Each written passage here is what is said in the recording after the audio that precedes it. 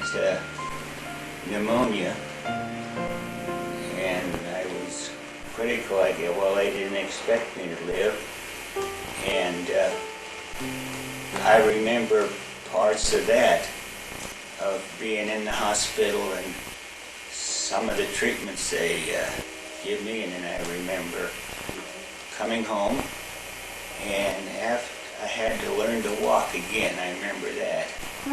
And how old were you? 3, I think, around 3 or 4, right in that. And Yeah. but then I was one thing. My mother was so protective of from then on. She was so cautious with me that I didn't catch a cold, because they said if I caught a cold even, or if I had pneumonia, that it would, they didn't think I would live to another one. But and then I don't really remember too much then until probably, I remember parts, but anyway, things that stand out in my young life was, I guess, when I was, I'd say 12, from then on my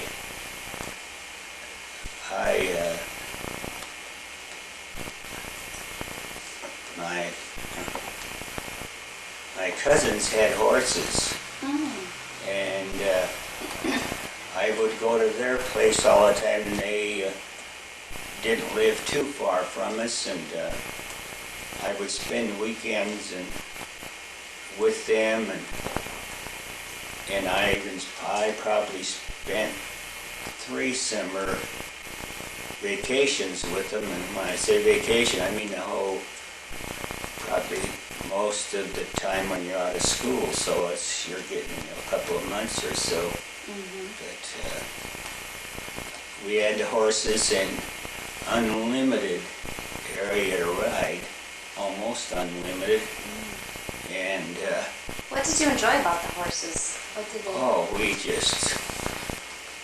We just riding them and running them. I mean, it was every day. What kind of feelings did you get when you were with the horses, spending time there? Just a good feeling. It's just something all 3 of us, my 2 cousins, Eldon and Irvin Thompson, and we just all pretty much enjoyed the same thing, and we got along very well together, the 3 of us. And we rode every day, and in fact, I can remember this was what is called a boom, where we lived, where the trains would bring in the logs, dump them into the river, and then they would process them, separate them, and do whatever they have to do before they sent them to the mill. But anyway, so we were around the belts, and I could remember them kidding us, or maybe they weren't kidding. He said, "Why don't you give them horses a rest?" And because, like I say, we rode all day. And we lived in, my aunt and uncle lived in boxcars on the railroad. Oh, really? They took off of the railroad and put them down, and they lived in 2 of them there. The daytime you lived in, where she cooked and everything, and then the other one was the bedroom where we all slept. And the horses? No, And the horses but we would bring our saddles in, and we had to do like they did in the movies and use a saddle as a pillow. And we would have our saddle up on the bed for our head. And that wasn't very comfortable, but we did it anyway, because that's the way the cowboys did it. And a horse horses are still a part of your life now, aren't they? Not anymore, no. We moved to this area 18 or so years ago, and when we moved up here, we moved, well, the horses that we had now, or then, when after I was married, were our kids too, so we rode them and they rode them. So the one horse had to be destroyed. Suzanne's horse had to be destroyed, and my horse, my daughter took, her and her husband owned some property, and they just turned it loose. And it was getting on other people's property, but they just ended up just leaving it, and it just must have died of old age up there. But the kids, your children, had a chance to experience horses. Oh, yes, yes. Uh-huh. We, after we were married, of course, had the children, and they were, young teenagers, or thereabouts, about active in the 4-H group, and had their horses. And that was a highlight of, I think, with our kids, because we did things with them, with the horses in the 4-H. What a wonderful thing to pass along. Yeah. Pass along to your children. We were in quite a few parades, and a lot of them we had to travel to with our trailer, and that even makes it more fun when you have to stay overnight, and the kids really enjoyed it. Did your kids want to use the saddles for pillows? No, no, they didn't ever do that. They never got involved with horses like I did, and my cousins. And no, one reason being, of course, we didn't have the room. We had, something like 3 acres where we lived, 3 or 4 acres, and we had an arena on it. A man that was active in 4-H had a heavy hauling business, big trucks and tractors, and he come up there, him and his workmen volunteered, and they dug out an arena for us. Oh. And flattened out an area, because where we were was a hill behind us, and he dug out an arena.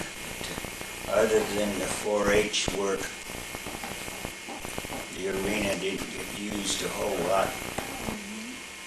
But we had a good time with our kids. We were probably closest with our kids in that, probably, too. When you were with the horses on Yeah. the 4-H? Of course, Suzanne, that was all new to Suzanne. Was brought up, born in Oakland, and grew up in the city, and didn't know too much about horses. And so she learned about horses too, and we used to pal around with another couple that had their horses, and we would take them up to the mountains for a week. And we would get, of course, this is away from everybody, up in the wilderness areas, and find where we stayed, we went there, I think, 3 years in a row, this one place, which is called Hammond Springs, off of Highway 88, by Bear River Reservoir. And we'd turn in there and then go up the mountain, and we wouldn't see a soul sometimes, maybe a ranger. We would have a camp and stay at the camp for a week, our trucks, and we slept in the back of our trucks, and then every day we would take the horses and find a new area to ride. one time we took some beans and what else, a bunch of, well, not a bunch, but some stuff to stay overnight. For a disaster that turned out. We didn't know too much about doing things like that, but I know I got real sick that night, whether it's something we ate or, but, and it was dark when we bedded down, and here, we were by a lake, but here the ground around the lake was damp. We didn't catch that until like in the middle of the night, and we started getting a little damp, and I don't know if any of us slept too well, but I know I got sick, and I bet you it have was a fun. miserable night. I bet you have fun looking back on that. Yeah, oh yes. But the area that we covered them 2 days, them poor horses had to be so tired. And the dog. And the dog, yeah. We always had a German Shepherd, and he went with us. And I don't know if I could estimate how many miles we probably rode, but it had to be, between 50 and 100 miles probably, that we made just a big loop and back to our original camp. What do you remember about that trip, Susan? What do I remember? I remember how sore my bottom was. I remember that we were in a canyon that was so steep that we had to get off of our horses and hold on to their tails and have them pull us up to the top because it was so steep. And I really thought we were going to die in the wilderness. Did you? I really did. All we had was a knife and our fishing poles and our bathing suits and a few matches, and we were lost. You were lost? Well, we followed niches in the tree and little rock piles. I don't know if you've ever been on a trail where there's no trail, just signs of either a notched tree Or a little rock pile. or rock piles. So we had to look for that. And my friend that was with us, he had a map, and all it shows is that there's a trail there. Somewhere. You follow. You find it and then follow Yeah, it. yeah. But that was, I can remember that one, I don't know what she's talking about, and going up this mountain. Was it just the two of you? No, Four of us. Four of us and the dog. Okay. We didn't have the children with us that time. Oh. It was our time yeah. without the kids. I don't know where they were. Probably with Grandma taking care of all the other animals that we had. The dog's feet were bloody, and Kazan lost a shoe, Oh. and we had to keep right on going. So how did you find your way out? By following the notches in the tree, and we got out. And we- right out. We never, Makamuli Peak. We well, it was knew around there. that if we headed for Makamuli Peak, which we could see, we would be headed at least in the right direction. Oh, we wouldn't ever got where we couldn't get out. Right. You know, it wasn't that. So you bad. knew that. Did you know that, Susan? He didn't at that time either. Well, we We knew did a lot of praying. We knew the area quite well. Well, in fact, what day? The first day was it, or the beginning of the next day? There was a camping area where people they had ice cream, and we all had a milkshake. Oh, that's when we got back to civilization. Yeah. And how good that tasted. How good it was. Tell me what the horses brought to your life, Suzanne.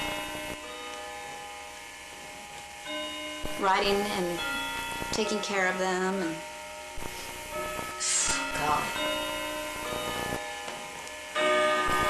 The kids always gave me a bad time because I like clean things. And I can remember making the kids clean the barn they each had to be responsible to take care of their own animal. Mm-hmm. And part of their job was to see to it that their stalls were clean. And the corral area was clean. And that was always a source of hard for the kids, because Mom liked the barn to be clean and the kids wanted to go out and play, and if they had horses they had to keep the barns clean. But I remember having a lot of fun with the kids. I remember being afraid of horses. I remember the first time that we were bringing the horses from Oregon and Dick got the truck stuck in the sand, and he took the 2 horses out of the trailer and gave them to me, 2 horses that had been in a trailer for many, many hours. He gave me the halters and let them out, and he said, hold on to them. And just left me there at the Eel River holding these 2 horses. I had never been around a horse before, and I thought, what am I ever going to do with these 2 horses? I was scared to death. But and Dick bought me a horse then after that, and so we had the 3 horses, and it was a real fun time for me. Being a city girl, I had chickens and rabbits, and now I had a horse of my own. Dick was very patient with teaching me how to ride, except my horse didn't like boys on him, so every time he tried to get on my horse to ride her, she would try to buck him off. She just liked girls. Oh, how fun. What other types of things did your family pass along to you that you feel was important when you were... My family? Mm-hmm.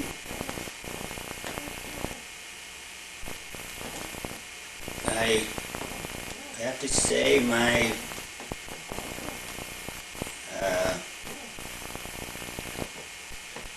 can't think of anything. Okay.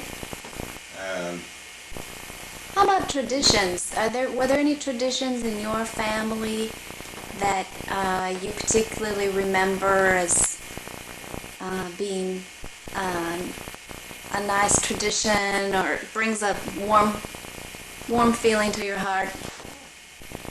Traditions. Mm-hmm.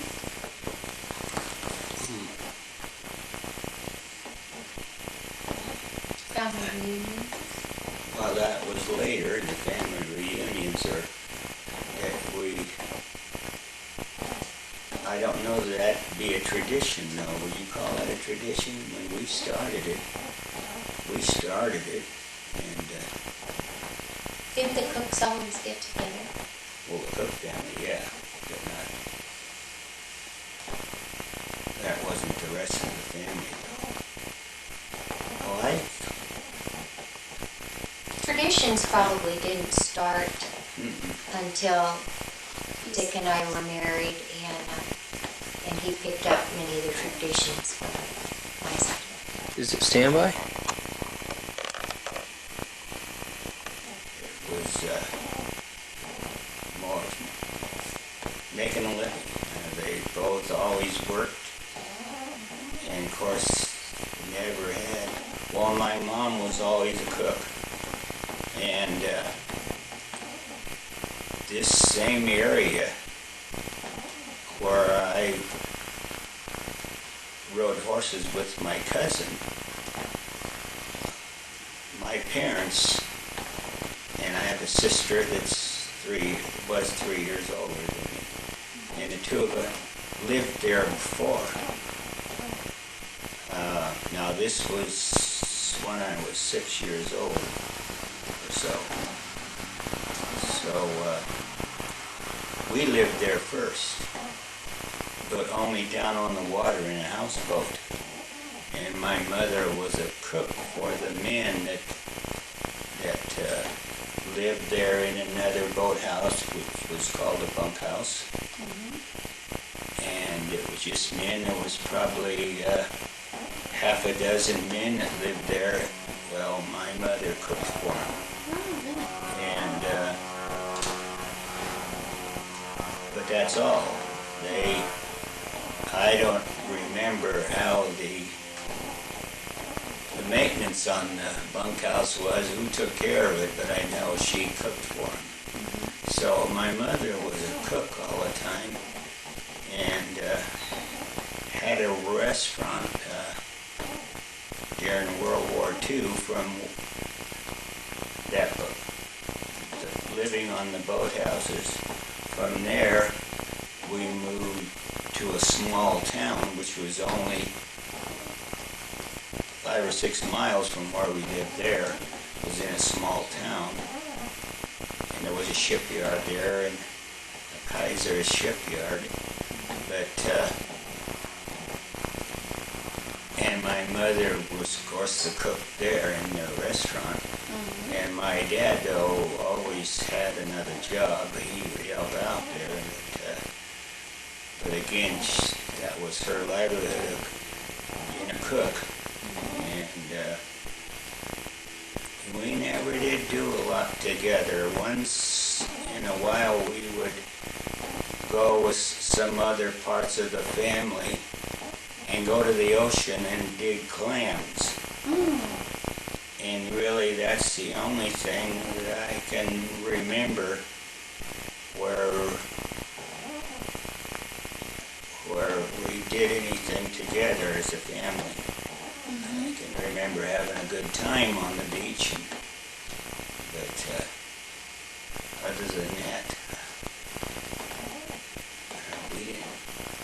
we didn't do a whole lot. They were always so busy working, and You probably picked up your work ethics from your family then.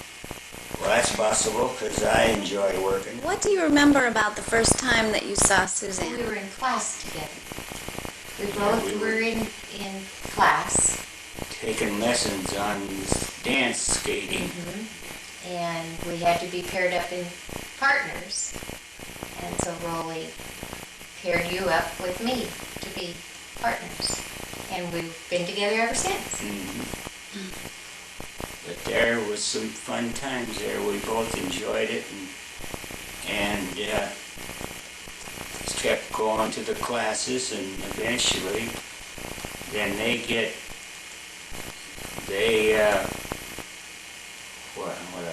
Competition. yeah, in competition skating, the skating rink where we were, they would set up and have competition between the two skating rinks. So we just got more involved with the skating, and then I remember she's only 14 or 15, and I can remember asking her if her parents would let me take her home, because her parents would bring her and stay there the whole couple hours. They were the chaperones? Well, chaperoned her, you know. It was too far for them to They go home and just then didn't- come back, so they stayed. So this is really neat. Her parents bring her there, and I don't know if it was a couple times a week, but would spend that 2+ hours there waiting for her. But anyway, I can remember one time asking if I could take her home. And I got to know them, and the four of them too, at the skating rink. So I guess they trusted me. And of course I was out of school and had a car, but anyway, I don't remember if we went out and had something that time or not, or whether I had to bring her straight home. I don't know if you remember. You got the ticket? No, that's not when we got the ticket. One time when she just mentioned getting a ticket, one time when we were going out, I thought a lot of my car and thought it was pretty fast and was always racing other cars on the street, which of course now I think back how wish it was, but anyway, it was fun. But anyway, this guy pulled up alongside of us and raced his motor, and of course when the signal changed, we were off racing. Anyway, the police caught us and pulled us over and so I got a speeding ticket. And I don't know if she told her parents. Probably not. That was our first date. Is that the first date? That was the first date. You were going to take me to the Circle Drive-In for apple pie and chihuahua sauce. That And was you got a speeding ticket on your first date. And I didn't get the apple pie and chihuahua sauce. Oh. we didn't go? No, we didn't go. But anyway, our relationship revolved around skating. Just liked it, and then we would go to other rinks once in a while in the competition skating. And I don't ever remember what we got or what the skating rink or if we ever come in first, or I don't remember any of that. Do you remember at what point you decided you wanted to have Suzanne for your wife? Do I remember when? Like, What went through your mind and when?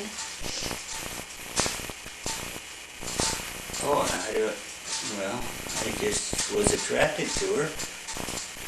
I don't know if I ever thought that way, like being married and living with her for the rest of my life. Does that cross your mind when you're Well, tell me about the baby shoes.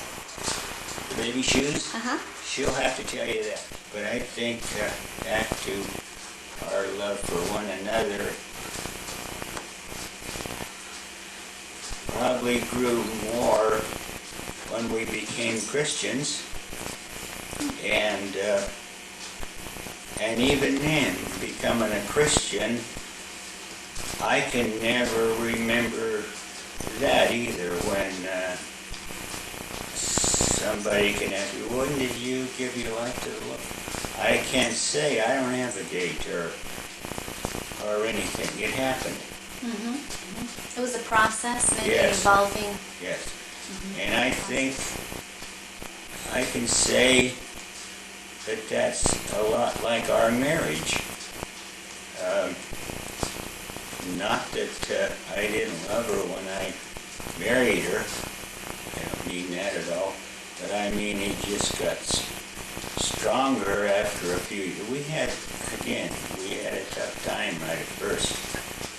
And, Getting along. yeah. Adjusting. Tell me about that first year of marriage. Like I say, it was tough. And What helped you get through it, and what were the tough parts about it?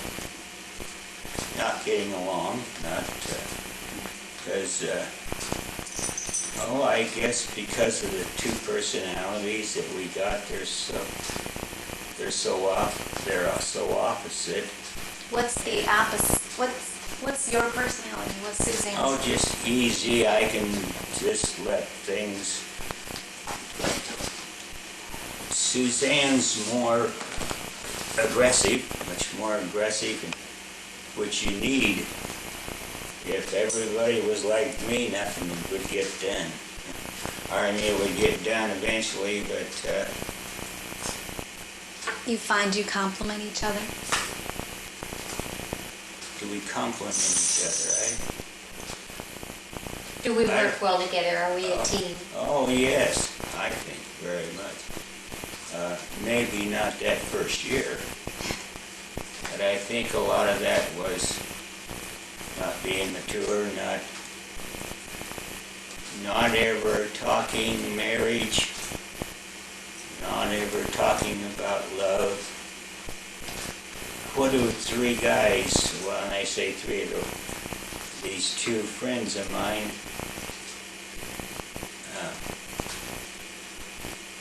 spent a lot of time together before I met Suzanne. You know, and what do three guys talk? They don't talk about stuff like that, you know. And well, we didn't anyway. So when did you feel that you were able to start working together, and what brought you closer together after that first year? I guess. Well, yeah, that's right. We had our first child just 12 months, a little over 12 months after we were married. So we had a family right away. So that sure had to bring us closer together. And she finally quit school while she was pregnant, while she was going to high school. I think she got out of school before it showed, because it would, that would be terrible back then if a girl was pregnant and going to school. And Even though you were married? you're right. And she eventually got her diploma. After that, So you were very young parents? How old were you, yeah, Dick? 20. 20? Well, 21 when Christine was born. But again, I was a young 20 or 21. And had to learn my responsibilities. And, you know, I had a good job, though. You know, a good job compared to others. You know, pay-wise and everything. I always made a decent wage. I always did. Well, above average. Probably quite a bit above average. Well, I was in construction, and construction workers are always quite well paid.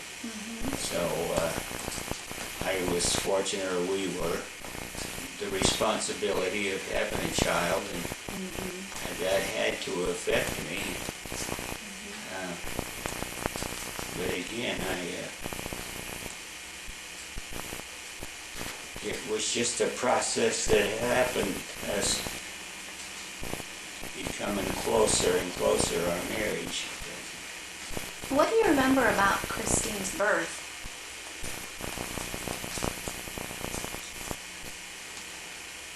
Well, she was born at, was it called Oakland Hospital? And I can remember each child, we always tried to hurry the birth. Suzanne's doctor told her to take castor oil.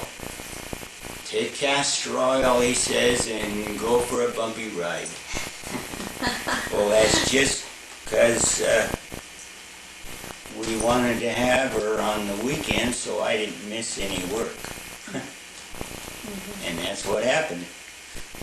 She took the castor oil. I remember going over to her mom and dad were at some friends playing cards, and we stopped by there and seen them, and that's when, that was probably a Friday night.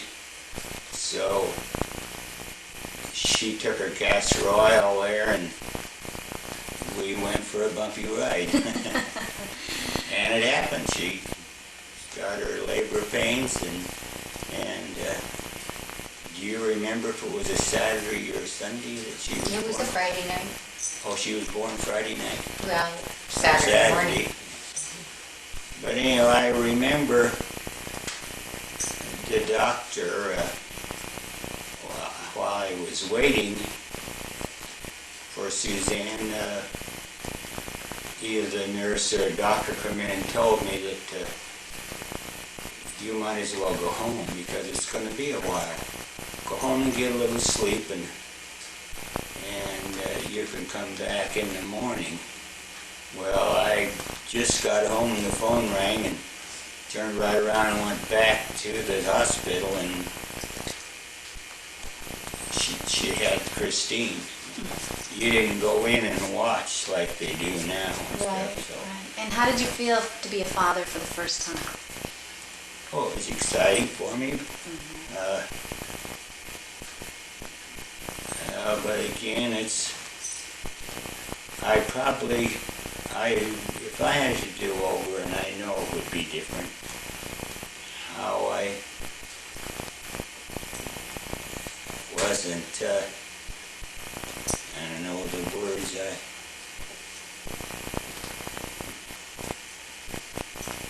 I wish I would have been closer to Suzanne and what she had to go through, and just could have been a better husband and a father at that time. No? Well, that's what I remember. What makes you feel like that, Dick? I don't know, I just felt I should have done more, or much more I could have done, but Were you happy, Suzanne, with what he was doing at the time? Yeah, sure. We had a nice apartment, and I had a beautiful baby girl. Yeah. We enjoyed putting her in the baby bed in the stroller and going for a walk. Wasn't long after that we bought our first home, and our second child was born. It was an exciting time.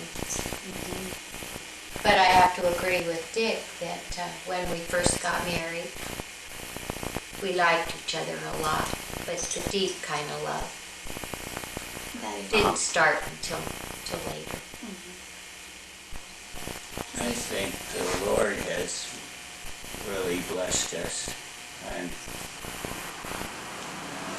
know that it was He that's got us through all this, and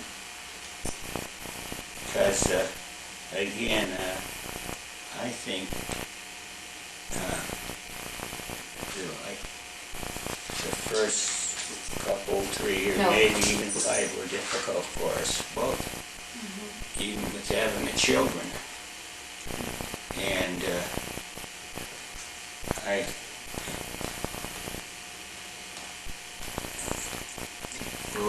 you just become knowing the Lord. We went to a Lutheran church. We started going to the Lutheran church. I think just maybe, I don't know if it was even 2 years. It was a couple of years after we were married. It was when Ricky was baptized. I can remember the Holy Spirit working on me, and I didn't know the Holy Spirit. Didn't know Christ. How was he working on you? Just laying on my to worship and to go to church. The friends that we were close to then were Catholic, and they attended the Catholic church, but that was it. They never spoke of their religious beliefs or anything like that. Whether that, I don't think that had anything to do. But anyway, I can remember how the feelings that I had, I wanted to go to church. And so we tried the Catholic church, went once or twice there in Haywood, and it just really didn't do anything for us. And then there was a Lutheran church that was close by our home, and because I was baptized Lutheran, and my parents always said they were Lutheran, but only in name only. But anyway, so we started going to the Lutheran church, and we ended up being members there for 18 years. And how does that bring you closer to your wife? To my wife? Oh, just the teaching of the Christian faith, I think. Can you think of anything in particular? Well, the meaning of love, and I think is the big thing. What is that meaning of love What is? that you're speaking of?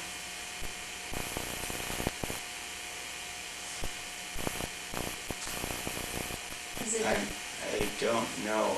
like the First Corinthians love? Love is patient, love is kind. Right, that's a lot, yeah. But that, Or is it like modeling the love of Christ through your life?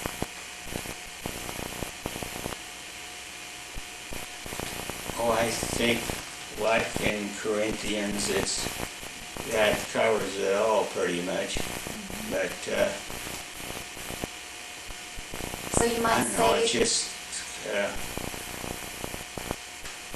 I don't know, you want that to be part of your life. Of course, Christ being the example, and it's tough, as we all know, and to throw away everything and follow me. I've often wondered if I could do that. I couldn't do that. I couldn't throw away my wife, not throw away, but leave her. Leave her and my family and go out and be a disciple like he taught. But still, it's just, it's hard to wonder, hard to believe that there are people that don't believe that. But by the same token, you never left me or your children to go and do anything that you wanted to do.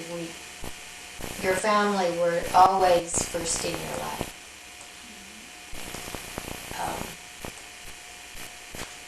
I don't ever remember a time when you started an argument or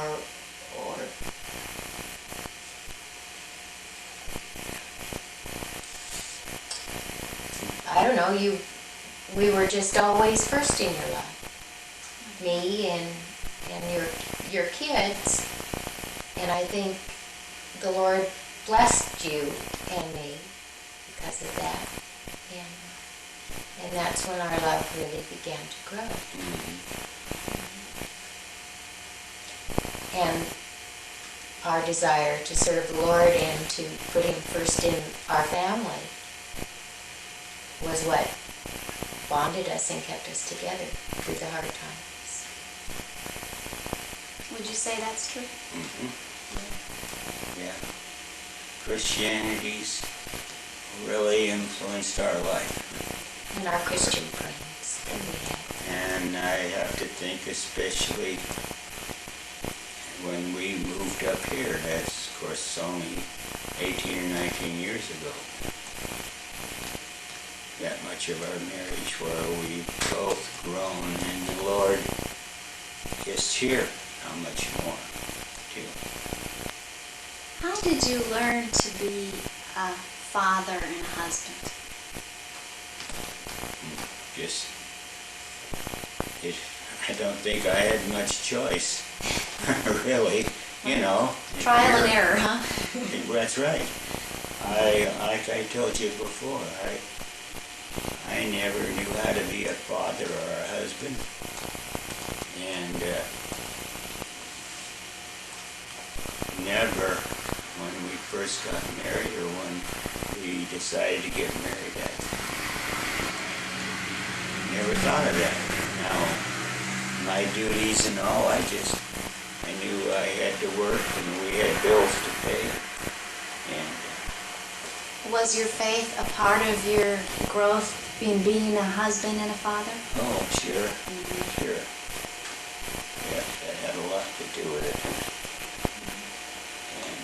And it's worked. The Lord has really blessed us, my family. We made a lot of mistakes as Yeah. young parents. Sure. But it all come out well in the end. And hopefully we learned by our mistake. I think we did. most of them. Is there anything that you learned about being a husband and a father that you might like to pass along to your children?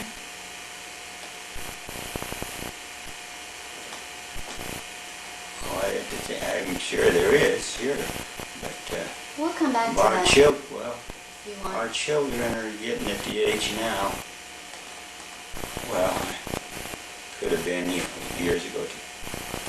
They don't really want. They really don't want you to tell them what you feel is right and wrong, or. If you could save them from any hard lessons in life, would you have any advice for them to save them from learning the hard way? Oh, well, I just think of, well, the help that we've given them financially, whether we did the right thing or not. The first time we did it, it didn't work at all. They came out losers, and so did we. But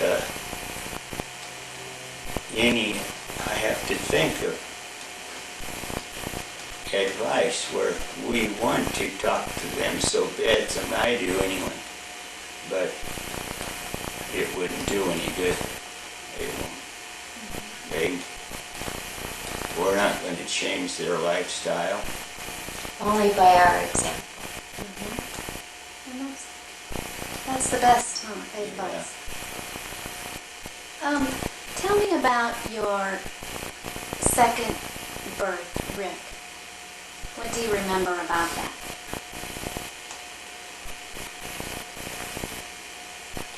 I can't say that well, it was the same thing again on having them on a weekend. The castor oil. And took her bumpy castor ride. oil and the bumpy ride, yeah. And didn't have to lose any work. Didn't have to miss any work. And that's funny in a way. It's only the way things are now, where the man has to be there and he has to see the birth, and his boss has to give him time off, and things are a lot different now than what then. We were happy we had a boy. Yeah, Oh. yeah. Well, we were only going to have the two. That's all we cared to have. Now, how old was Christine when Rick came along? Just a year. A year It was old. just 13 months, I think, between the two. Did she like having baby brother? She was too little. She didn't. Yeah, that she probably didn't. And I don't remember her being jealous, or I don't remember that at all. Did they grow up close? No. They tolerated each other, I guess you might say, but I don't think they were real close. And they're young. Not until they Got got older. involved in 4-H. And then we went, how many years before Kurt? Well, 9 years from Rick. Oh, 9 years. So we weren't, again, we were so surprised when she became pregnant again. And I have to think how we were disappointed, really disappointed. But what a blessing he's been. So son, the Lord knew more than we did what we should do. The kids were in school. Rick and Chris were in school, and I had a full-time job, which I loved dearly, teaching school. And we had our family, and we had them up where they could take care of themselves. And then all of a sudden I found out I was pregnant, and I remember one day taking this dear friend of ours from our church shopping with me, grocery shopping, and she volunteered where I work one day a week. And she said, "I'd love to take care of your baby while you work." And she was such a sweet Christian lady, such a kind lady. What a blessing. And she took care of Kurt the whole time until he started school. From the time he was 6 weeks old, she took him. And that really helped because I was able to have my job and the job that I enjoyed doing so much and having another baby. And he really has been a blessing to me.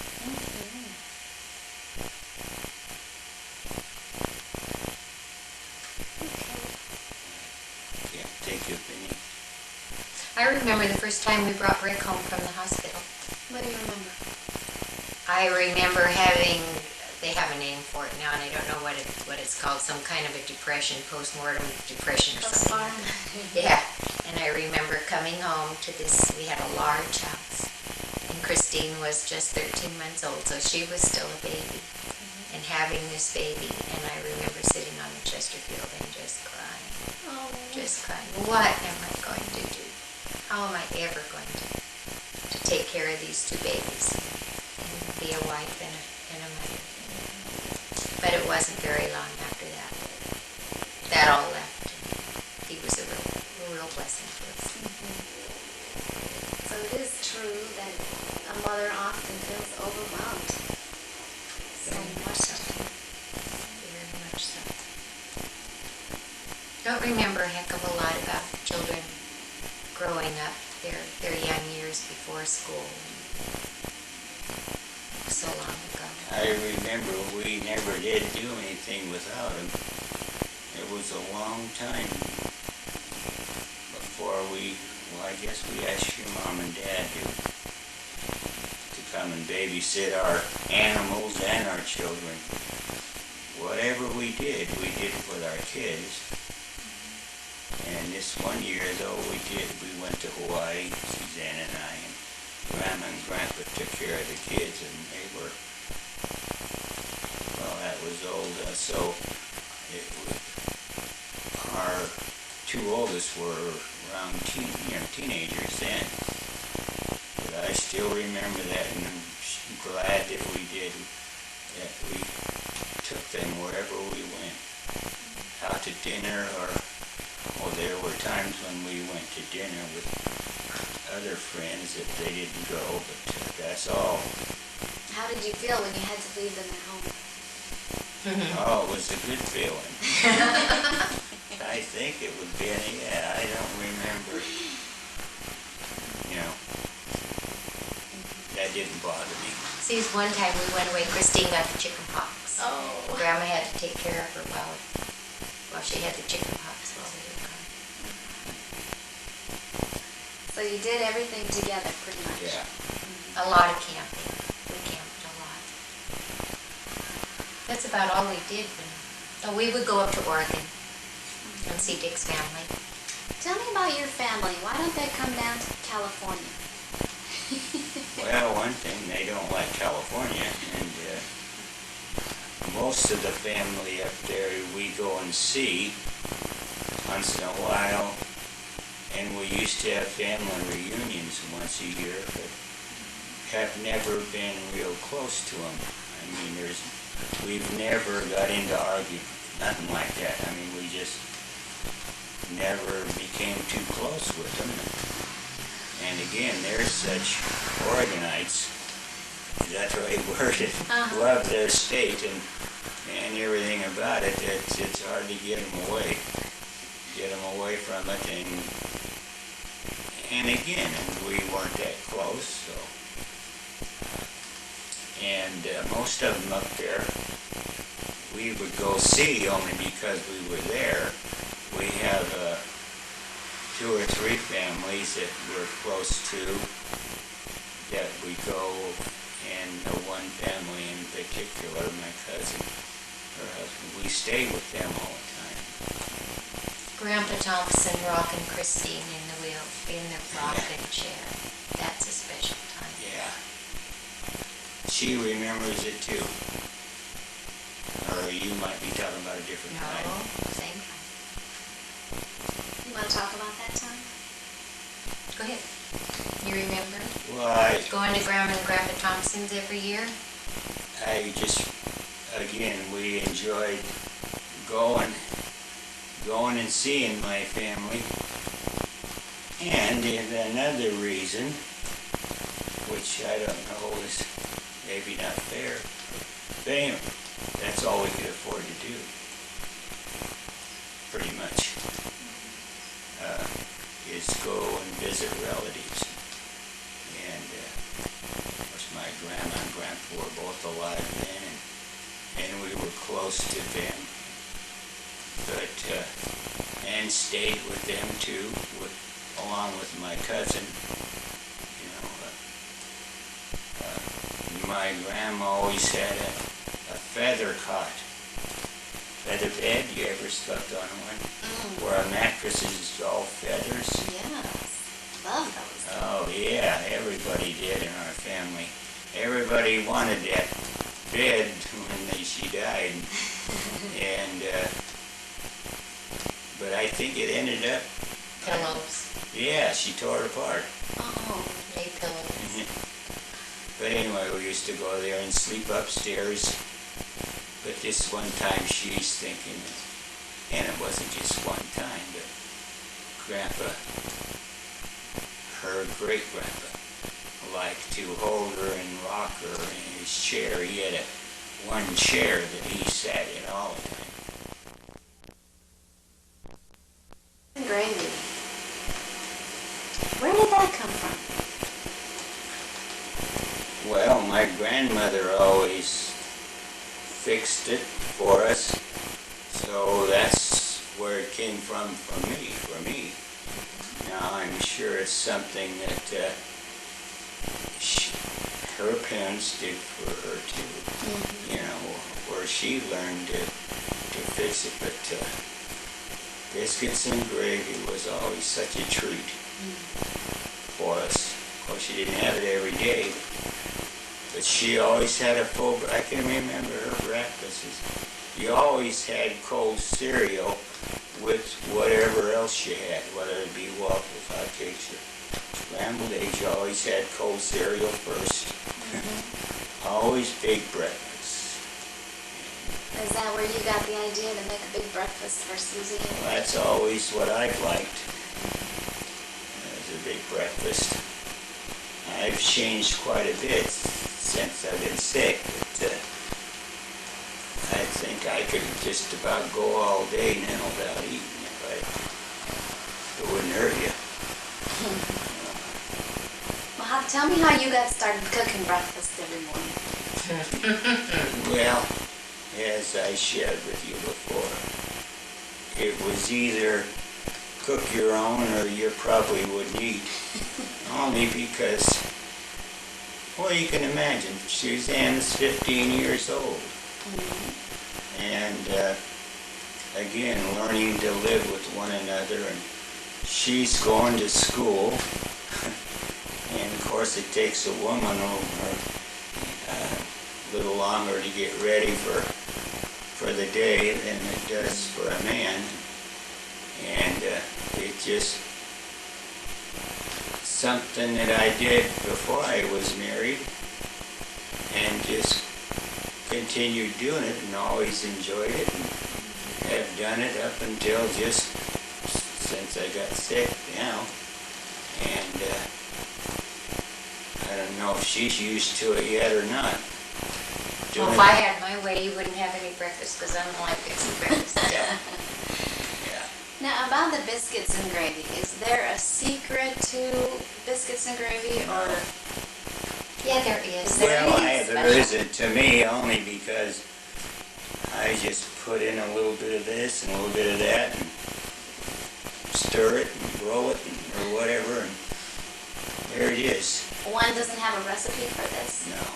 Yeah, Well, you do. I don't. You brown your bacon, I don't have a recipe. and then you brown your.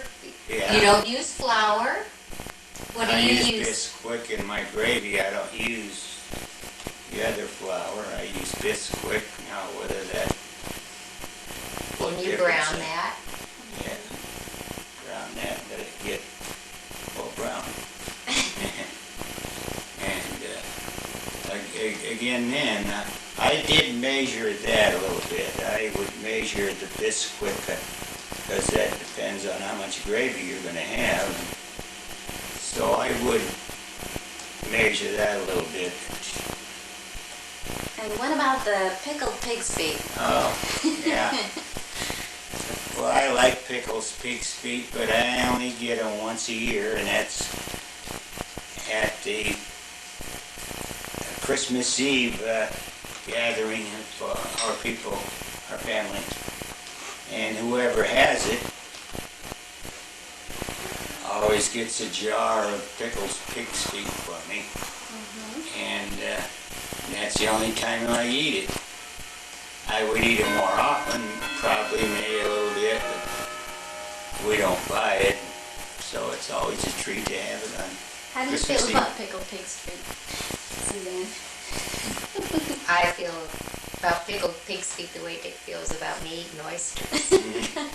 Yeah.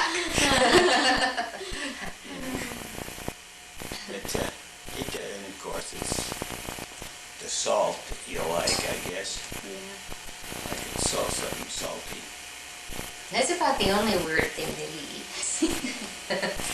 I'm probably a That's little good. particular. Good I don't eat as many vegetables as I should, And your boys don't either. and don't eat any kind of seafood. Never did enjoy doing anything without her. In fact, we went to father and son camp meetings. I did that, I don't know how many, 2 or 3 times with Rick when we were in the Bay Area. What was the name of it? Father in fisherman's retreat. Well, I mean, where we went. Hume Lake. Yeah, Hume Lake. And we never heard anything about these, camping things with family until the Lutheran Church didn't ever have to do that. And then when we quit going to Lutheran Church and went to a community church, they did it and encouraged it. So Suzanne and I went to couples conferences, and Rick and I went to men's conferences, and then I think maybe one of them wasn't a father-son, it was men's conference where we Yeah. traveled to Hume Lake, which is east of Fresno. But what a neat place it was. You enjoyed spending that time with her. And I got to hear the word, and they were always such neat speakers that they would get, and enjoyed that. But haven't been on one since we moved up here.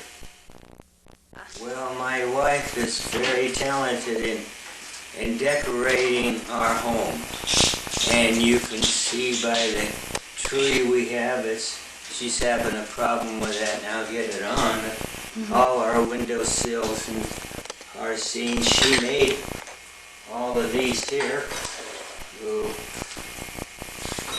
What's that?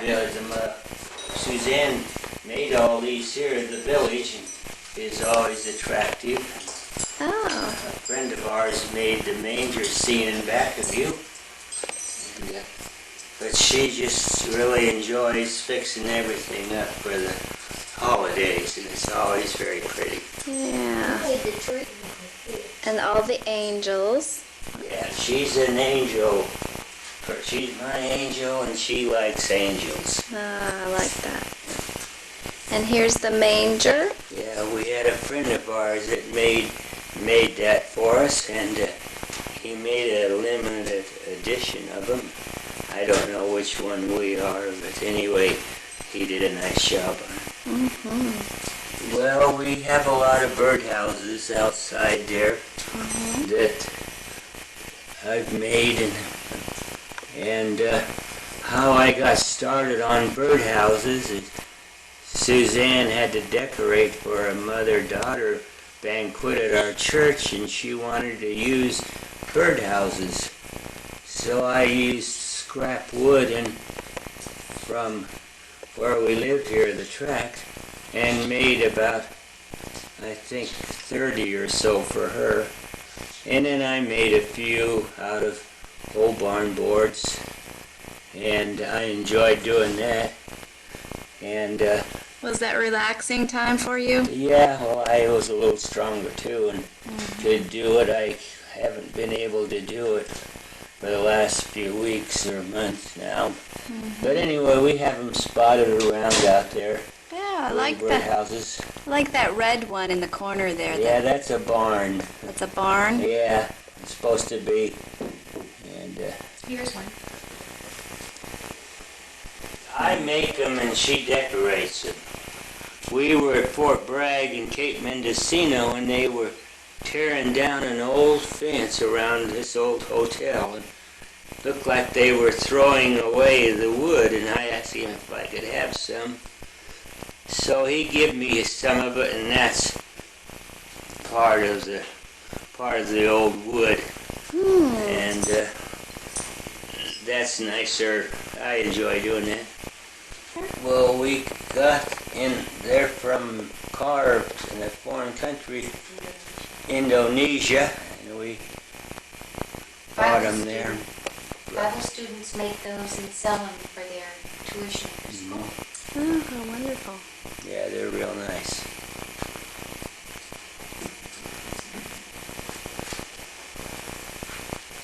This is our youngest son here and his two children, Kurt and Junior, and Brett and Travis.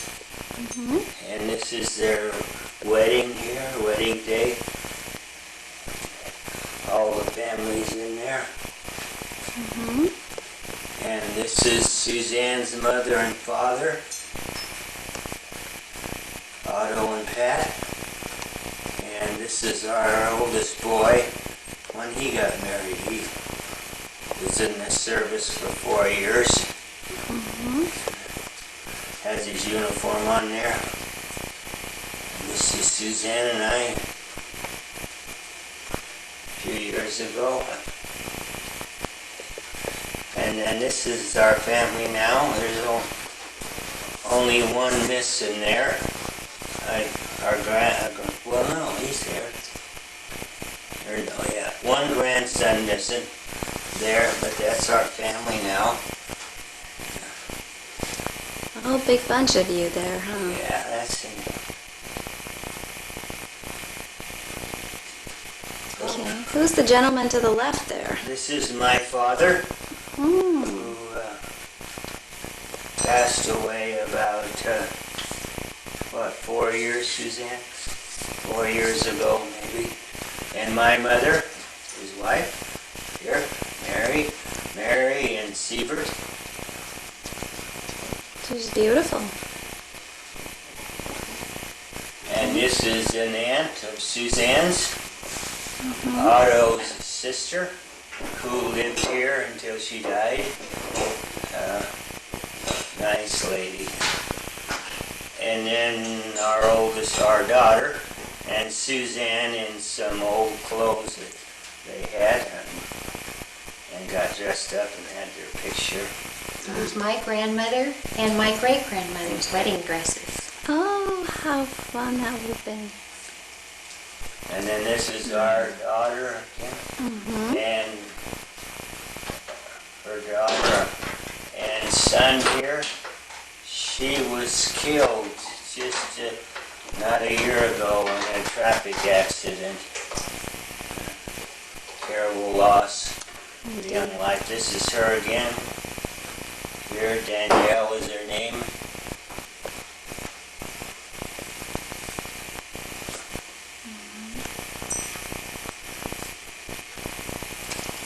Lots of memories on that wall. Yes, I'll say. Yeah. This is my grandfather, my father's father.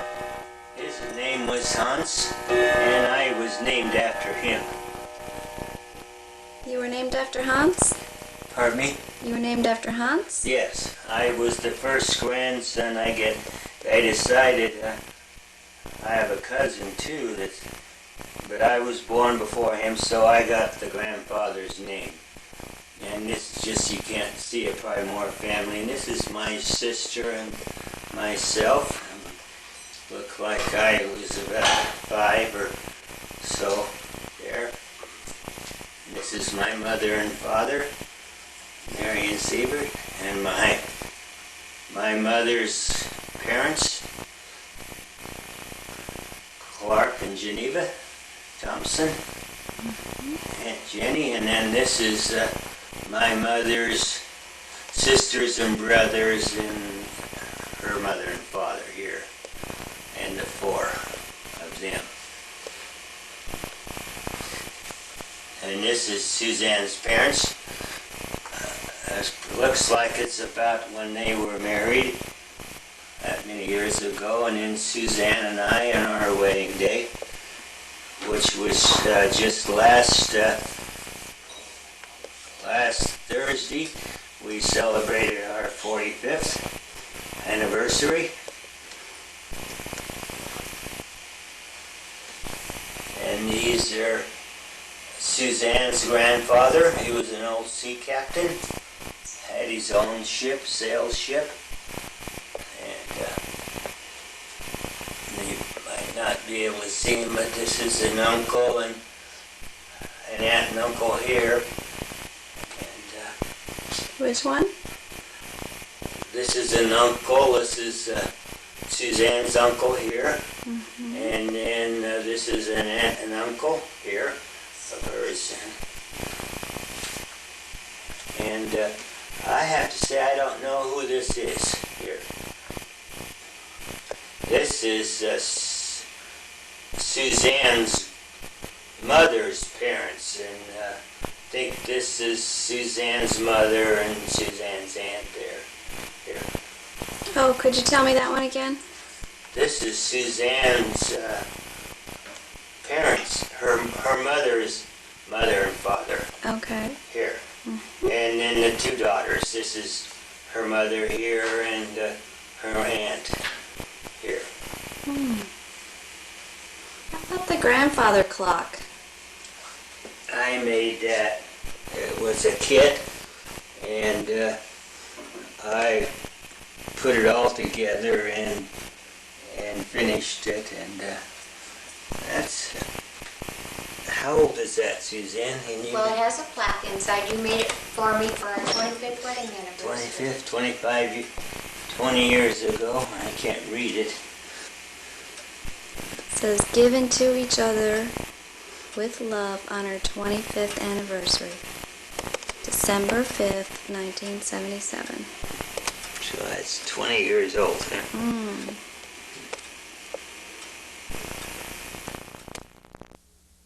Rick was born in the Castor Valley, what was the name of the hospital?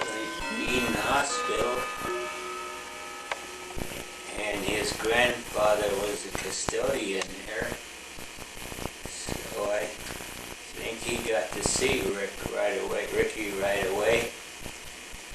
And anyway, that was just a short distance from our home. And fortunate to have all the facilities there, hospital and doctor and everything right there. So I think Suzanne was only in for a couple of days. And, exciting time for us. Your dad nicknamed him Skipper. Oh yeah. Skipper. Where did Skipper come I from? don't know why. I don't know. But he called him that for a while, not very long. He was proud and had told everybody in the hospital about his grandson being born.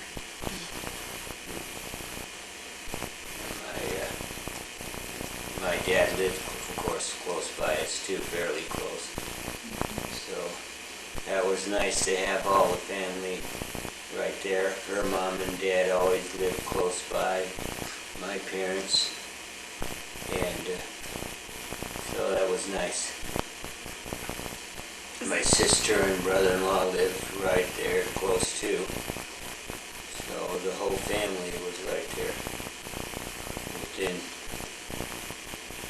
6 miles of one another, like that. But highlights with Rick, I think we went over a lot of them with the 4-H and everything, and their project. The man had a fellow lived up the street from us, had a registered quarter horse, and I don't know if Ricky knew too much about the birds and bees yet. Anyway, I got to talk to him when we took our mare up there to visit another horse, and had her bred there, and got a nice colt out of it, very nice. But it was just, if I remember right, he was really surprised how this took place, the miracle that it is. And just remember walking in, going up the street on the horse and telling him. I know he remembers it too.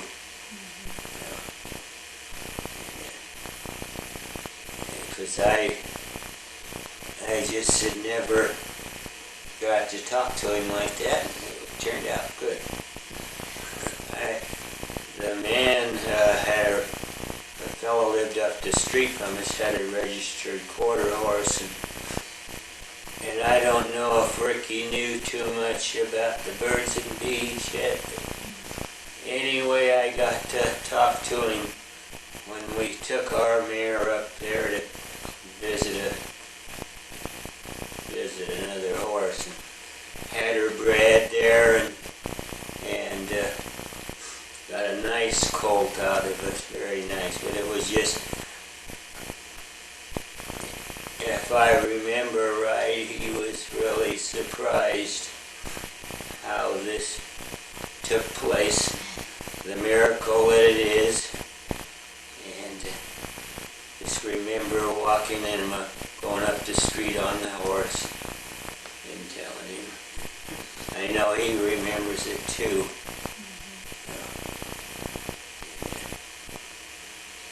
Because I just had never got to talk to him like that, and it turned out good.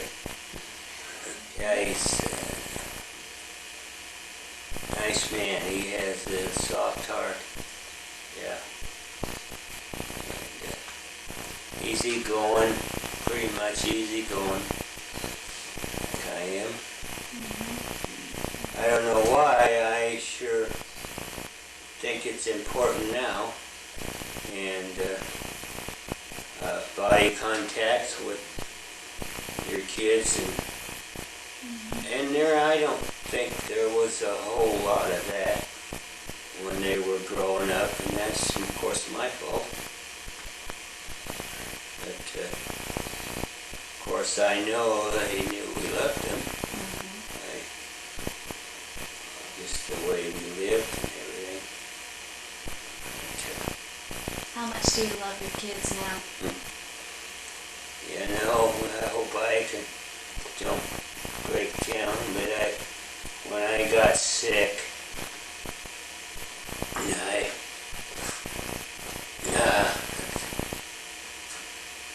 it was so important for me to be close to my family. I had never had that feeling before. Well, I had the feeling, but not near as strong. How I wanted to be close to him and see him. And well, I shared it with Suzanne. But how important it was to be around my family, my immediate family. And that's, the Lord has seen fit, though. It's been 2 years ago. And He's seen fit to make things pretty good. And so it's, well, I guess the doctor doctor give me 10 days when I first got sick. And that's not very long. No. I didn't know it, Suzanne knew it. But, of course, we were all close, so. And, I guess the Lord Here's- had other things for you to do, huh? pardon me? I guess the Lord had other things for Yeah. you to do You first. wanted me to hang around for a while longer, which we're thankful for, and we'll take advantage of what time is left. What do you appreciate about your family now? What do you appreciate the most? Oh, I think how close we've always been. We've all, and I mean that family and living by each other. We've always lived fairly close. Rick was in the service for 4 years and was away for a while. But our family has always been pretty close, and that's been really neat. And I consider us a close family. Kurt, yeah. He don't like, his name is Curtis Eugene, but he don't like to be called Curtis, so Mom calls him Curtis when she's upset with him. I call Curtis. Curtis all the time. But he likes to be called Kurt. And a real blessing. We thought our family was finished with Christine and Rick, but the Lord seemed fit for us to have another one 10 years after Christine was born.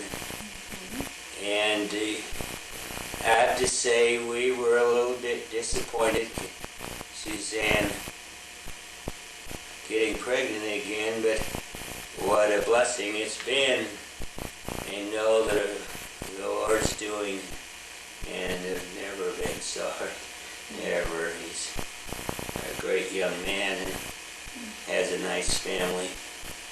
And Is there any one particular memory that stands out in your mind with Kurt?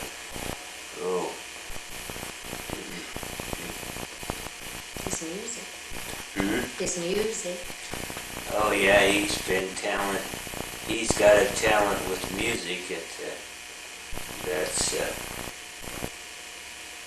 Susanna, he'll make a tape and we can just sit and listen to it. He has the keyboard and all the electronic stuff to I want to say add and subtract instruments and stuff. But anyway, he just has a natural talent there, and we enjoy that part of it. I wish he had more time. He's so busy now, and they bought our home when we moved in here, but his job is still down in the Bay Area. His natural ability in music, it doesn't have time to pursue it a whole lot, and but we enjoy it. The three kids all enjoyed being outside, and were involved in different sports. And Christine excelled, well, so did Rick, in swimming, and but all of them like the outdoors, and they still do. They all still like to camp, and Are you proud of your kids? oh, I'll say, yeah, they're a very loving family. Tell them about Friday night, the table with all of our beautiful kids and our friends, and what a neat 45th wedding anniversary that was. I told you when we were looking at the pictures that we celebrated our 45th anniversary, the 5th of December here, and how we took all the family out to dinner, and two couples that we were quite close to in church, and what a nice evening it was. And it happened to where we ate, the restaurant in Colfax where we ate it. I guess Easter, we were members of the Lutheran Church in the Bay Area. And I seemed like always an usher, head usher, and I can remember the tradition of our church. Of course, we were part of it, and the kids too. Is sunrise service. What a busy morning, because we had a picnic area at our church by a creek, a beautiful setting. Sounds like And then the sun coming up in the morning. It was always cold, it seemed like, but it was my job to get all the chairs down there and everything set up for a service down there. And then we always had a breakfast, so we had sunrise service, a breakfast, and then our regular Sunday school and worship time. I can remember how busy we were that morning and how early we had to get there and how cold it was at times. We would bring newspaper for people just to stand on because it was damp and cool, But I think that's probably, Did you have for an Easter? Easter, it was always that stands out of my mind more than, I don't remember, I don't think, as a family, we didn't, How about Easter egg hunting? Hiding eggs for the big kids and the little kids. We always had a picnic. Yeah. Homemade ice cream and a picnic with Easter eggs, and the big kids had to have eggs hidden for them as well as the little kids. Remember that? And that's still a tradition that we have. We get together in Meadow Vista Park or up at Kurt's. We did it at our house. Well, we've done it at our other home too, and would scatter stuff all over, they would. And the dogger, we would find it throughout the rest of the year in different areas, and candies and stuff. Well, Suzanne and I have, of course, 2 daughter-in-laws, and then we used, of course, her mother always took part in one of the holidays, but we just took turns of who was going to have Thanksgiving and who would have Christmas. Her mother always had Christmas Eve, and I think I shared with you our Christmas Eve kind of a pop-up type thing. How much we enjoyed that, but she did that. But I think Suzanne and our daughters-in-law and our sons would take one holiday, and she would take another. And Always had Christmas stockings. yeah, we have Christmas stockings hanging over here by the fire. We've always had them. Suzanne has always made them for the whole family, and they still have theirs from years ago and still hang them and put gifts in them. Even the big kids still get stockings? Pardon me? Even the big kids still get stockings? Yeah, and we always did it Christmas morning. When I was a young boy still at home, we had Christmas Eve, but we've always celebrated more Christmas morning. Always enjoyed the Christmas morning, getting up early and opening gifts and stuff, and of course having biscuits and gravy and Christmas morning, and Who gets to make the biscuits and gravy? well, You I take turns? always did. Now, well, now my daughter and Suzanne do most of it now. But I used to like to do it. We always went to church on Christmas Eve Oh yeah, before we got together for dinner and yeah. presents. On a candlelight service? Well, it was a children's service, wasn't it? When the kids were little. Yeah. Our church where we were always had a Christmas Eve service for the young. Well, it was for everybody, but it emphasized the young and children.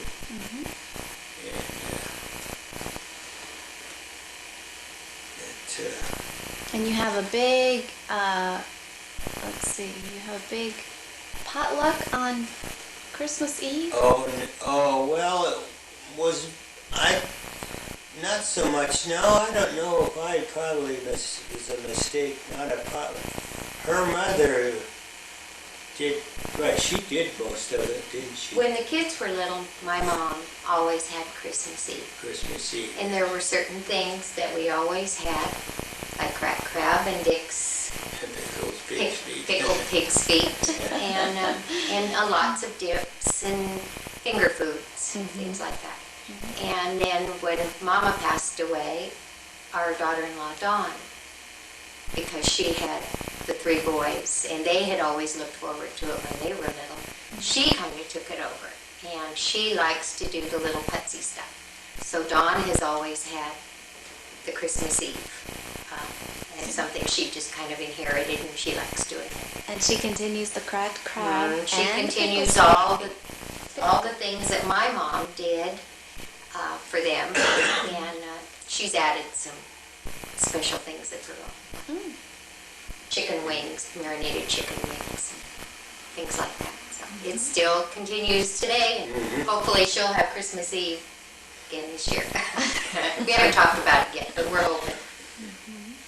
And then you open your gifts in the morning, Christmas morning? Christmas morning, yeah. Is that when Santa Claus comes too?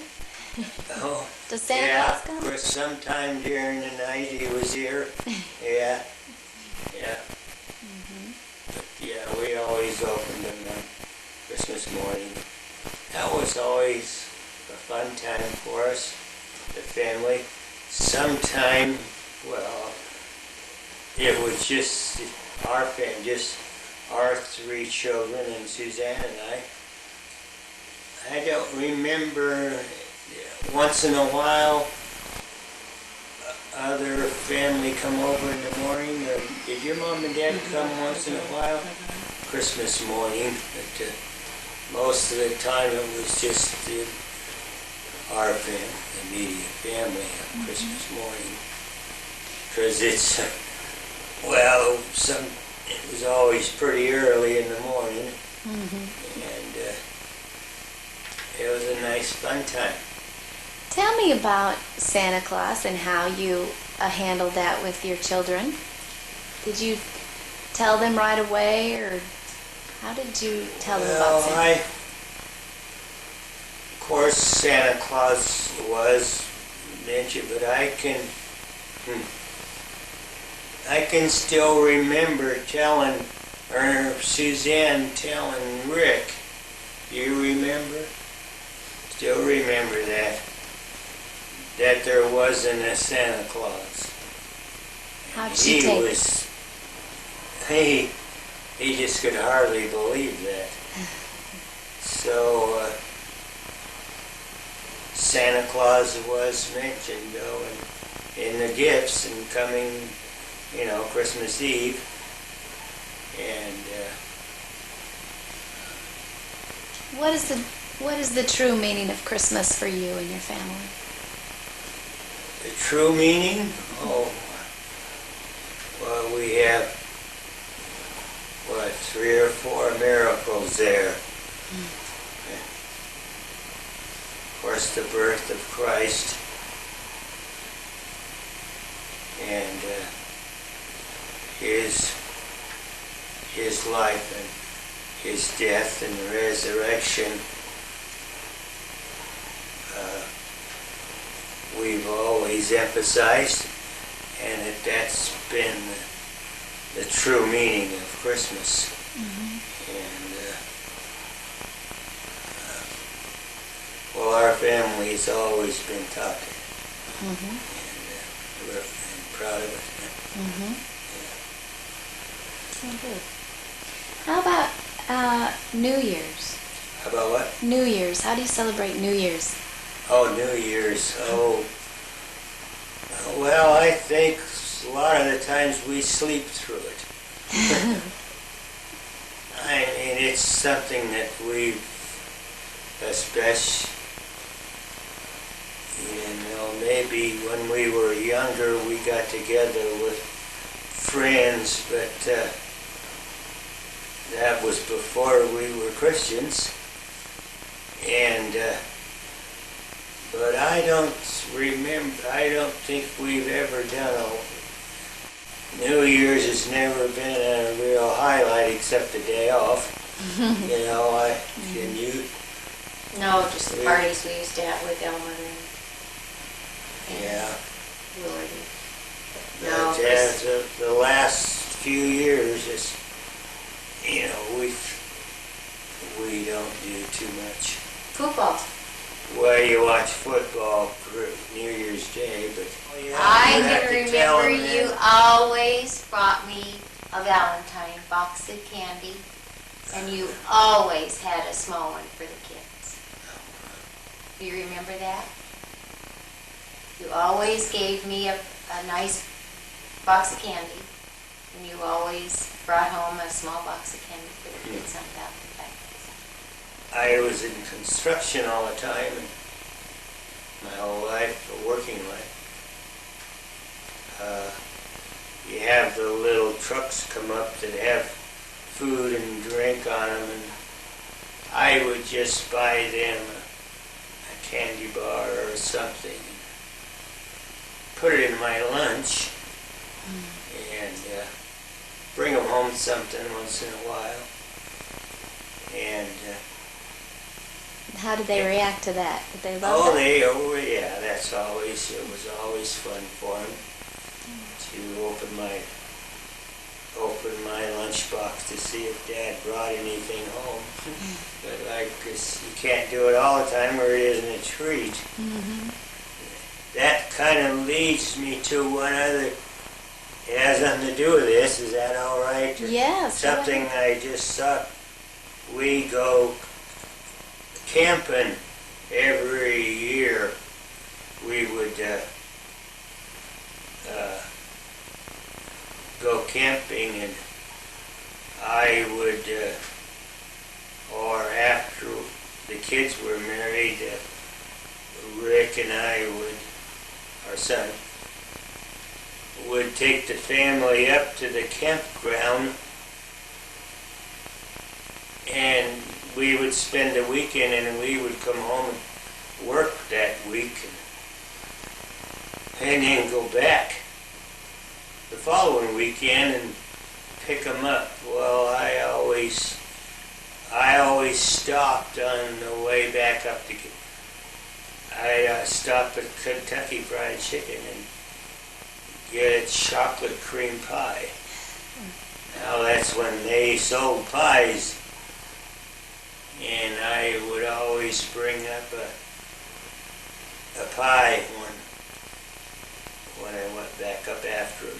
That just made me think of that one. Well, another tradition, huh? Yeah. And a fun thing, you think back now and how neat it was. While you're doing it, it's just kind of a routine thing, that you do. And now we can look back at things like that, and it's really nice. Nice thoughts, nice memories. It's always been a fun time for it, And right now, when we were leaving this morning, we talked about it and how we would go there. We would probably go to San Francisco 2 or 3 times a year and spend a whole day there. We would maybe take our car to one of the BART stations in the East Bay and then take BART over to San Francisco and just spend a full day there having lunch and dinner. But anyway, walking, Suzanne and I have always walked a lot. And if you know San Francisco, we would walk, get off to downtown Market Street in the BART station, walk all the way down to Fisherman's Wharf, and then all the way back.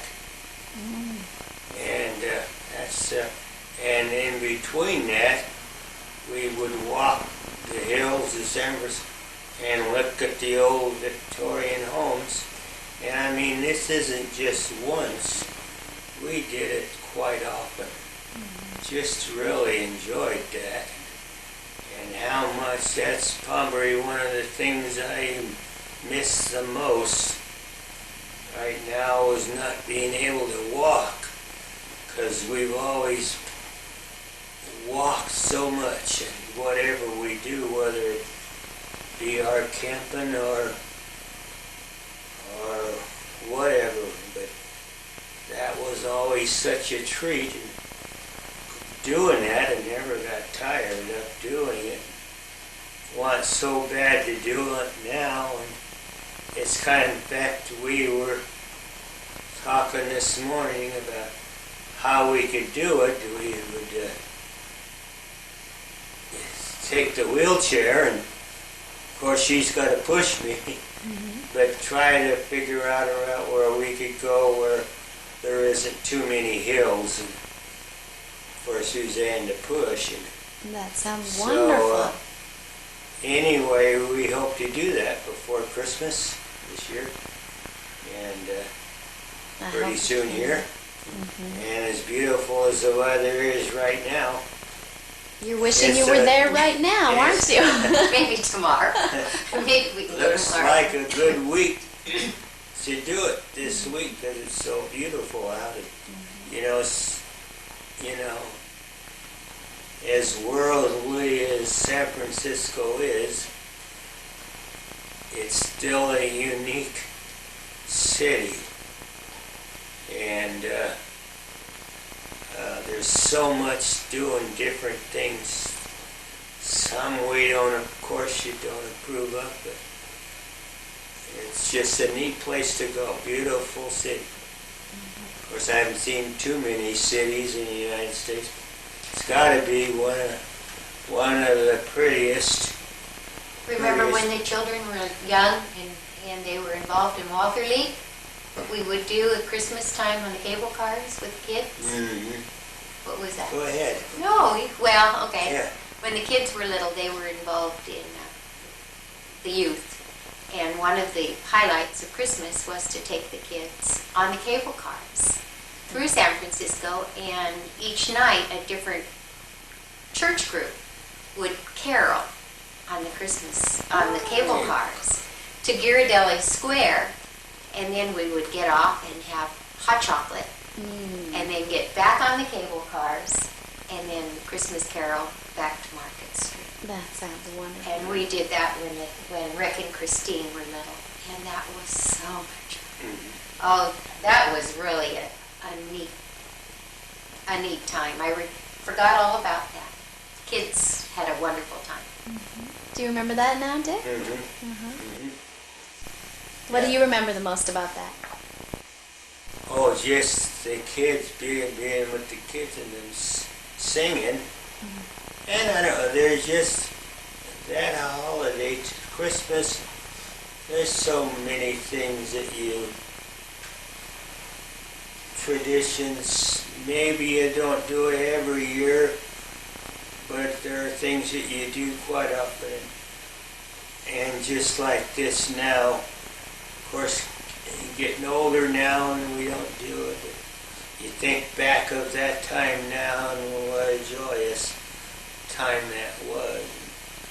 And we kind of took it for granted, you know, that this is what we're going to do. But now we can think back and it's great. Yeah. I heard you and Suzanne go out to dinner quite often. That's a Oh tradition. yes, oh yes, that's always, well, I was going to say after our kids grew up, but we even liked to go out to dinner then, and they went with us. We always did pretty much everything as a family.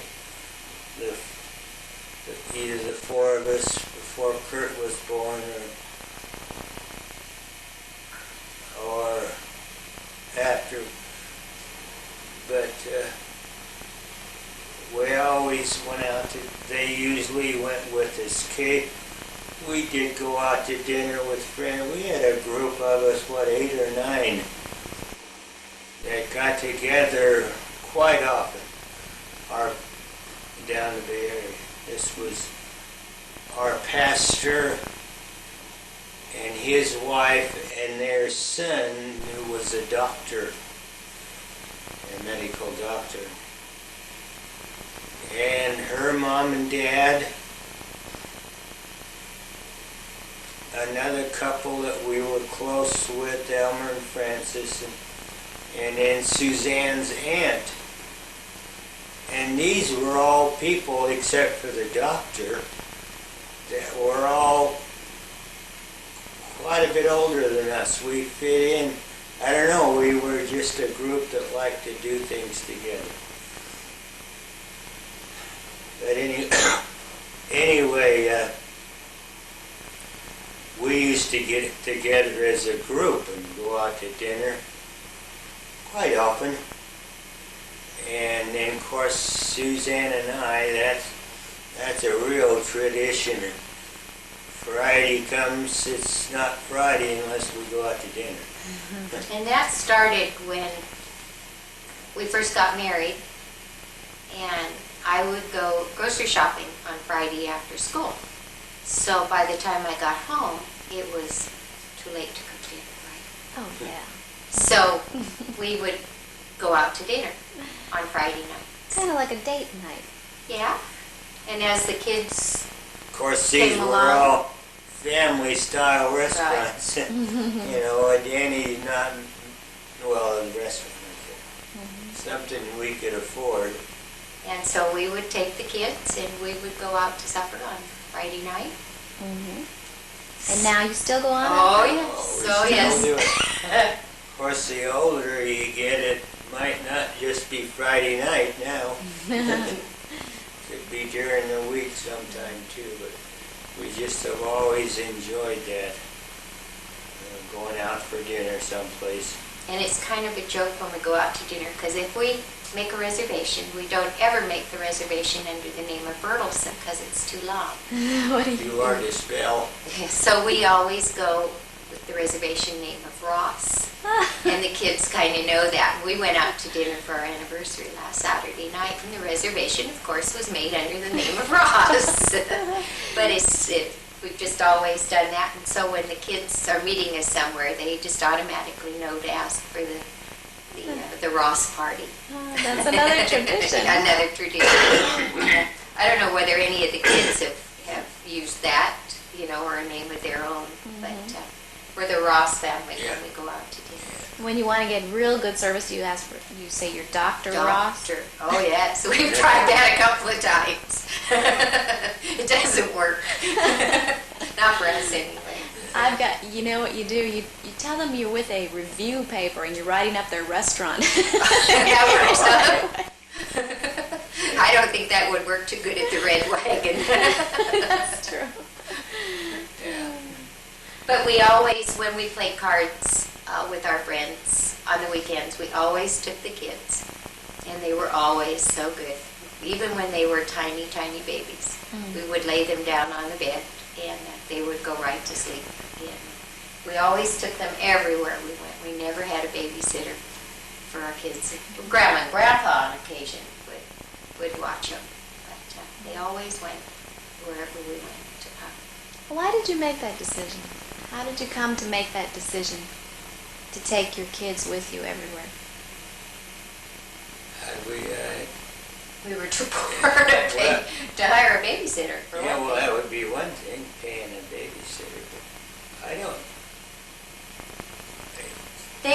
know. They were always so good. Our kids were always so good about, it's time to go to bed now. In fact, our daughter, she still goes to, of course she gets up early in the morning for work too, but she's always, I think all three of them still have never stayed up late. They always go to bed early. It's always been some people might not like going to bed because that's the end of the day, but it's just something we've always done. Still do it. Suzanne and I, we don't very seldom stay up for anything.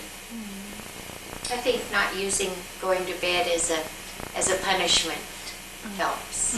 Going to bed for the kids was always an okay time. It wasn't a punishment that we used on the children. They didn't have to go to bed because they were naughty. They always were ready to go to bed. That's the most important decision we've ever made, is accepting Him as our Lord and trying to live a life that's pleasing to Him. And of course, we believe in the triune. If you love somebody, you're going to want to do things for them. And you'll want them around you. And, I don't know. I don't think I've mentioned this. I can't tell you when I became a Christian. I can tell you when I started going to church, but which was about 1954, thereabouts, I think. Do you remember what was in your heart at the time? What prompted you? Well, I can remember, and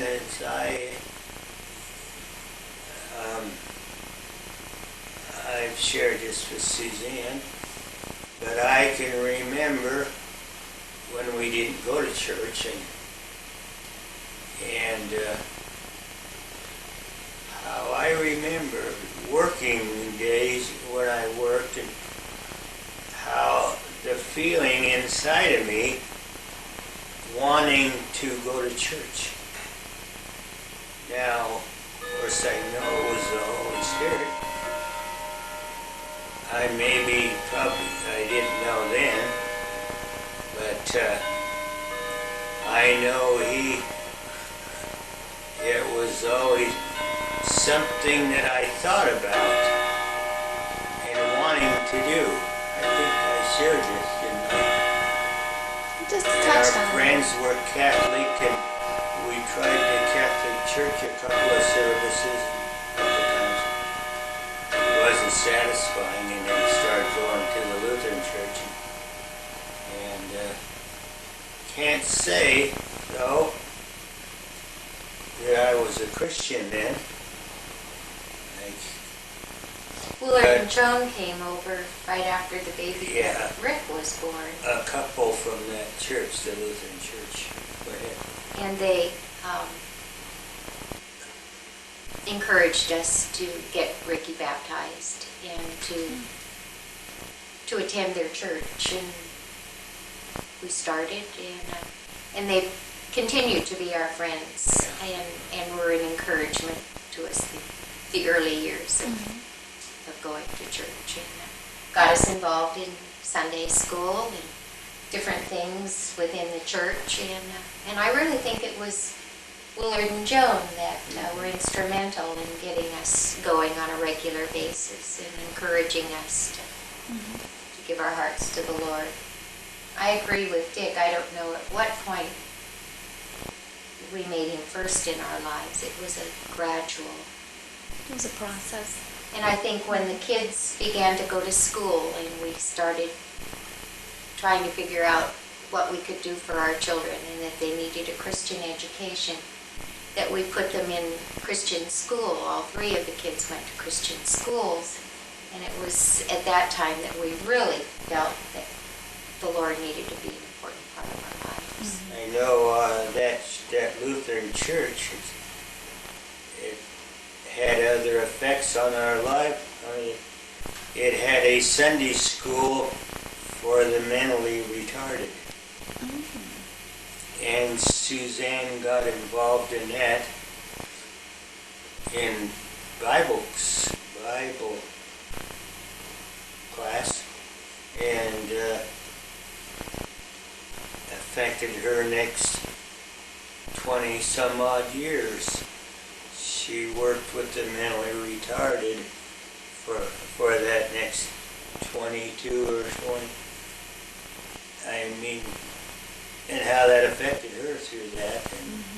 And then friends of ours, well, it was the principal of, we had a school at the Lutheran church, and the principal had a retarded lady, girl, and of course that had some effect, I mean the Sunday school class, and I don't know how many you had. You had quite a few, half a dozen or so in the class. But more than that. So it was, as far as I know, we were the only church in the area that had a class for them. But anyway, she continued on teaching and in workshops for the mentally retarded the next 20 some odd years. And then finally retired.